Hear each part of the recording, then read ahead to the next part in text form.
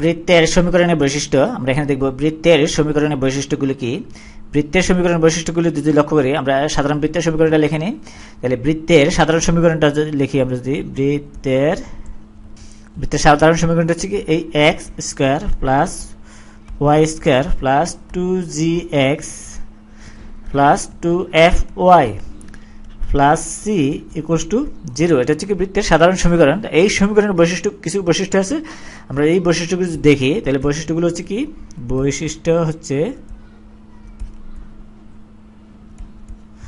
বৈশিষ্ট্যগুলো হচ্ছে আমরা যদি 1 নম্বরে পাই যে এই সমীকরণের চলক হবে এক্স ওয়াই সম্বলিত দ্বিঘাত সমীকরণ। এই এক্স ওয়াই সম্বলিত হতে হবে, এই এখানে এক্স আছে এবং ওয়াই আছে, সর্বোচ্চ হওয়ার হচ্ছে কত 2, তাহলে এটাকে দ্বিঘাত সমীকরণ বলা হয়। কারণ এখানে এক্স আছে, এক্স স্কয়ার, আর এখানে আছে এক্স, তাহলে এই চলকের সর্বোচ্চ হওয়ার হচ্ছে 2, তাহলে এটাকে দ্বিঘাত সমীকরণ। তাহলে সমীকরণটি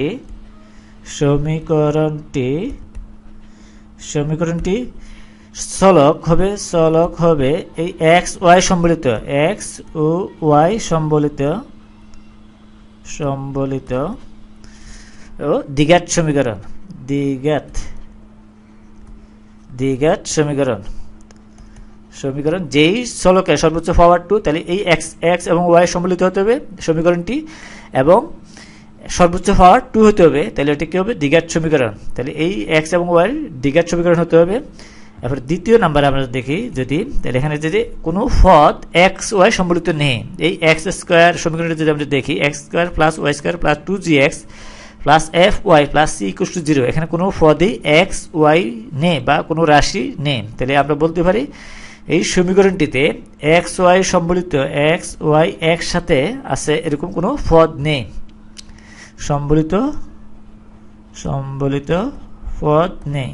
3 নম্বরে যদি আরেকটি বৈশিষ্ট্য দেখি, তাহলে যেই সমীকরণে এবং এই সমীকরণটিতে x square plus y square, এই এক্স স্কোয়ার এবং ওয়াই স্কোয়ারের সহগ হতে হবে পরস্পর সমান। এখানে যদি 1 হয়, এখানেও 1, তাহলে এই সমীকরণটি 1 1 দেওয়া আছে।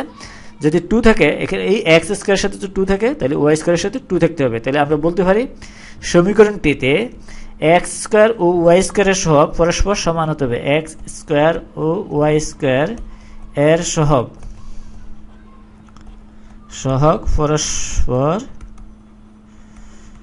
পরস্পর সমান হতে হবে, তাহলে কি হবে, একটি বৃত্তের সমীকরণ হবে। তাহলে এই 3টি বৈশিষ্ট্য থাকলে আমরা ওই সমীকরণটিকে কি বলতে পারি, একটি বৃত্তের সমীকরণ। তাহলে এই বৃত্তের সমীকরণের এই 3টি বৈশিষ্ট্য আছে।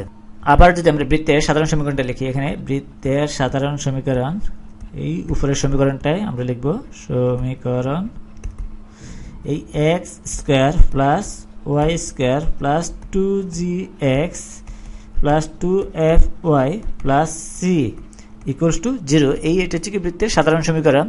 বা এটাকে যদি আমরা সাজিয়ে লিখি, তাহলে এটাকে লেখা যায় এই x square plus 2gx plus g square plus আমরা লিখি y square plus 2fy plus f square. আমরা এই জি স্কোয়ার বেশি লিখেছি এবং এফ স্কোয়ার বেশি লিখেছি, তাহলে আমরা যদি এই সমান চিহ্নের ডান পাশে যদি এই জি স্কোয়ার লিখি, জি স্কোয়ার প্লাস এফ স্কোয়ার, তাহলে ব্যালেন্স আসবে মাইনাস সি, আমরা মাইনাস সি লিখলাম।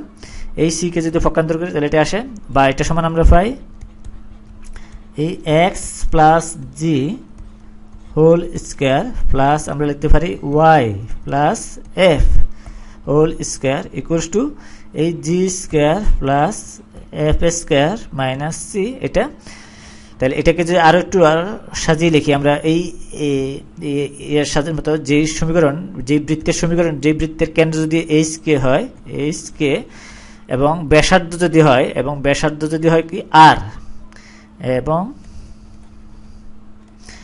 ব্যাসার্ধ যদি হয় আর, ব্যাসার্ধ ইকুয়ালস টু আর, তাহলে ওই বৃত্তের সমীকরণ হবে এই x minus h whole square plus হবে এই y minus k whole square equals to r square. এই হিসেবে যদি আমরা সাজিয়ে লিখি, তাহলে আমরা এখানে লিখতে পারি এই এক্স মাইনাস জি, এটা লেখা যায় এইভাবে, কারণ আমরা এই সূত্রের মাইনাস আনতে হবে এখানে। তাহলে এই এক্স মাইনাস জি, এটার উপরে যদি আমরা দ্বিতীয় ব্র্যাকেট দিই, তাহলে একই রকম হয়, প্লাস আমরা যদি এটাকে সাজিয়ে লিখি একই রকম ভাবে, তাহলে ওয়াই মাইনাস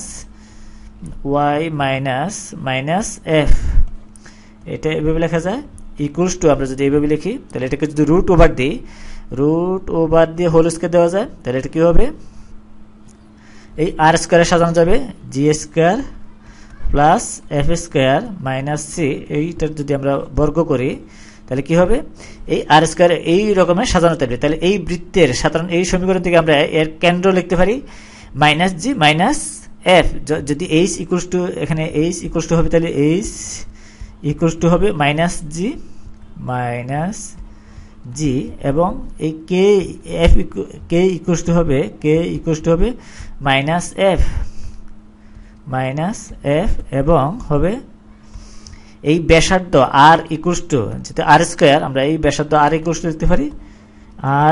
লিখতে পারি এই g square plus f square minus c root over, তাহলে রুট ওভার লিখতে পারি, রুট ওভার হবে এই g square plus f square minus c, এটা আসে, এটার থেকে যদি আমরা সাজিয়ে লিখি বা এখানে আমরা এই আর ইকুয়ালস টু, আমরা এটাকে আরো লিখি, তাহলে এটা সুন্দর করে লিখি, তাহলে এখানে এই g square plus f square minus c, এটা যদি লক্ষ্য করি, আমরা এখানে যদি লক্ষ্য করি, এটা হচ্ছে কি ব্যাসার্ধ, এই ব্যাসার্ধ হতে হবে ধনাত্মক হলে আমরা কি করতে হবে, বৃত্ত সূচিত করা যায়, বৃত্তের ব্যাসার্ধ সর্বদাই ধনাত্মক হবে। আমরা লিখি, যদি এক নম্বরে লক্ষ্য করি